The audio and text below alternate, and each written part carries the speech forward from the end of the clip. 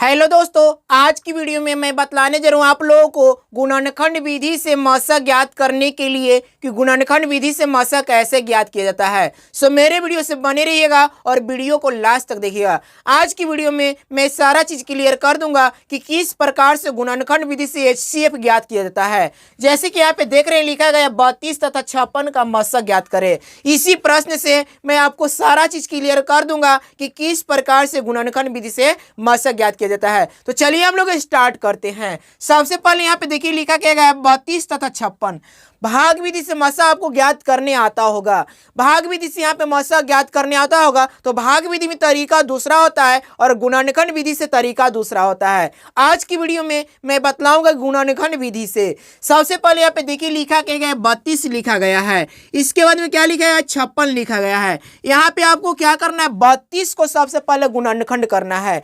अब गुणनखंड कैसे किया जाता है, जैसे कि आप एलसीएम निकालते थे तो एलसीएम निकालते समय जिस प्रकार से आप फैक्टर करते थे, छोटे छोटे टुकड़ों में बांटते थे, उसी प्रकार से यहाँ पे आपको इसको फैक्टर करना है, अर्थात छोटे छोटे टुकड़ों में इसको बांटना है। जैसे कि यहाँ पे 32 है तो 32 को खंड करिएगा। 32 को खंड करिएगा, सबसे छोटे नंबर से स्टार्ट कीजिएगा खंड करने के लिए, अर्थात 32 को पहले 2 से डिवाइड कीजिएगा तो कितना होगा 16 हो जाएगा। फिर इसके बाद में 16 को 2 से डिवाइड कीजिए, 2 से डिवाइड करिए कितना होगा 8 होगा। फिर इसको क्या करिएगा 2 से डिवाइड करिएगा तो 8 को 2 से डिवाइड कीजिएगा कितना होगा 4 होगा। फिर 4 को आपको क्या करना है 2 से डिवाइड करना है तो 4 को 2 से डिवाइड करेंगे कितना हो जाएगा 2 हो जाएगा, और 2 को 2 से फिर डिवाइड करिए कितना होगा 1 हो जाएगा।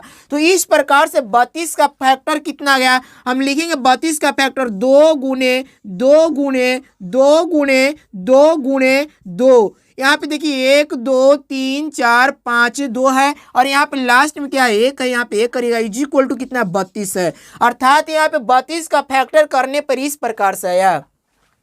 अब आपको करना क्या है 56 का फैक्टर करना है। तो 56 का फैक्टर करिएगा, इसी प्रकार से हम 56 का फैक्टर करते हैं। यहाँ पे लिखिएगा 56, जिसको 2 से लगाइएगा तो 28 बार में कटेगा, इसको 2 से डिवाइड करिएगा 14 बार में कटेगा, इसको फिर 2 से लगाइएगा 7 बार में कटेगा। तो इस प्रकार से फिर यहाँ पे 7 से लगाइए 1 बार में कट गया है, अर्थात 56 का फैक्टर किए तो कितना गया 2 गुणे 2 गुणे 2 गुणे 7 गुणे 1 है। यहाँ पे हम लिखेंगे क्या, इसको लिखेंगे 2 गुणे 2 गुणे 2 गुणे 7 गुणे 1 इज इक्वल टू कितना 56 यानी कि 56। तो इस प्रकार से सबसे पहले आपको क्या करना है, दिए गए नंबर जितने भी होते हैं उन सारे नंबर को आपको गुणनखंड करना है, यानी फैक्टर करना है, छोटे छोटे टुकड़ों में बांट लेना है इस प्रकार से। अब इसको क्या करना है, जब इतना कर लेंगे तो इतना करने के बाद आपको करना क्या है वो चीज समझिए।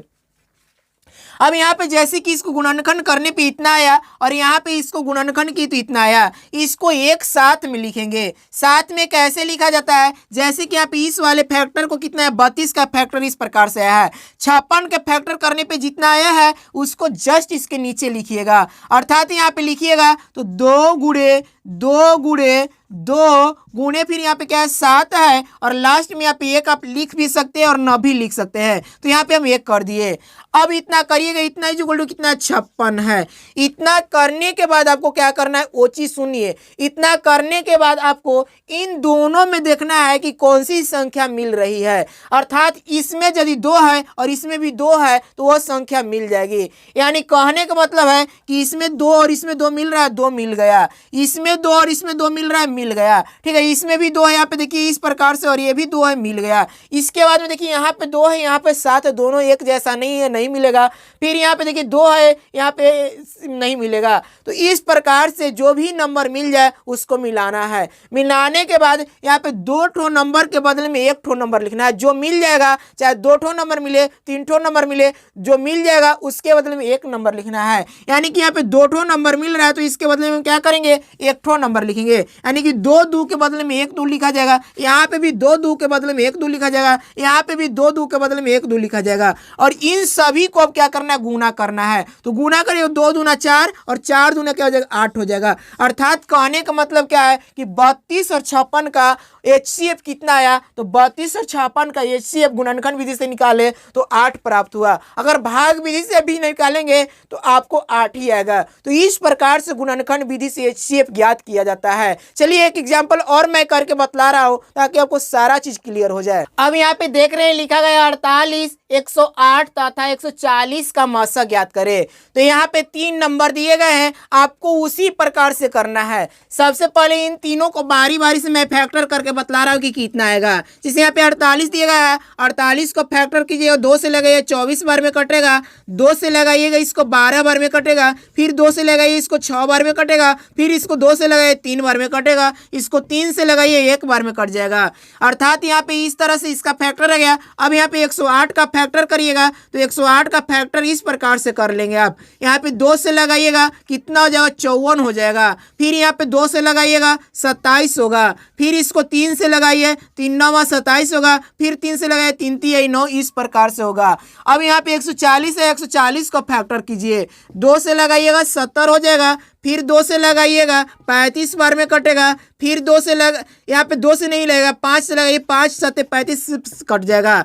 इतना आ गया। इतना फैक्टर आने के बाद अब सभी को मल्टीपल में लिखिएगा तो यहाँ पे इस प्रकार से लिखा है, इसको लिखिए 2 गुने 2 गुने 2 गुने 2, यानी कि 4 ठो 2 है, 4 ठो 2 लिख लीजिएगा। इसके बाद 3 है, 3 लिखिएगा। 1 लिखेंगे तो भी सही है, नहीं लिखेंगे तो भी सही है, क्योंकि 1 को गुना करने पर उतना ही होता है। इसके बाद यहाँ पे 2 है तो लिखिएगा 2 गुणे 2 गुणे फिर क्या है 3 गुणे 3 है।